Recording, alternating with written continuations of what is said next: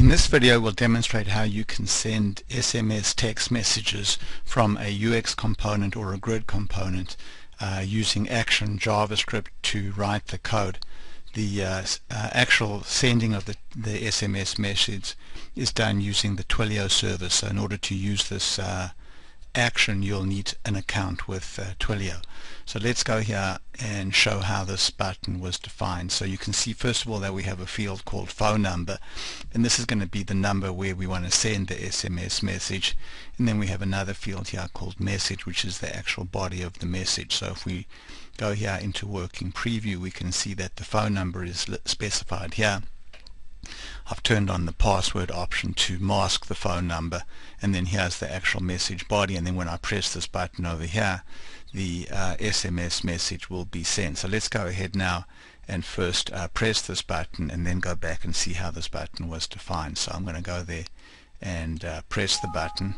So now my confirm message comes through, and then if I go now and look at my phone, I can see that there's my phone over there, and there's the message that was sent. So this is reflecting the phone onto the screen here. So the SMS message was sent out, and let's go now and look at the Action JavaScript. So we'll go here to edit this button, and we can see that the action that we're using here is send SMS message using Twilio, and then we'll go ahead and edit the action. So the first thing you can see is that the Twilio credentials can be specified in one of two ways. You can either use something called a named resource, or you can use explicit, in which case you'll need to specify your Twilio SID token and the number that your SMS messages are coming from.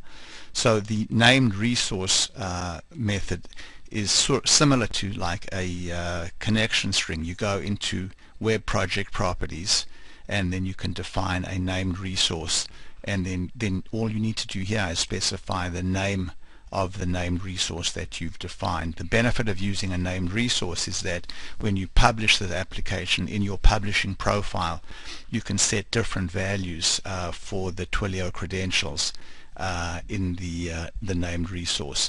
So then when we get to the phone, the number that we're sending the SMS to, we can either specify the number explicitly, or we can use a JavaScript function that will return the to number.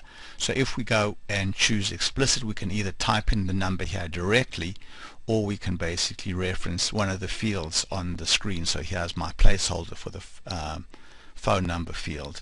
Then again, for the message type, we can again use explicit, which means I can just type in the message myself, or reference a placeholder. So in this case I'm referencing the message placeholder, or I can call a JavaScript function that will return the message, or an XBasic function that will return the message. So when we choose the explicit option, and we can build up the message here using all of the available placeholders, and you'll notice here that in addition to just simply typing in placeholders, you can use all sorts of directives here to specify that the message itself should be done in different languages, and you can also have conditional blocks in the message, etc. So the set of commands that are available to you when you compose the message is actually quite powerful. You can create some very elaborate processing for the message text. Then you can see here we've specified our JavaScript on success function, which just simply was an alert, and then in the on failure option we can specify why the message failed. We'll get back an error code and an error message from Twilio.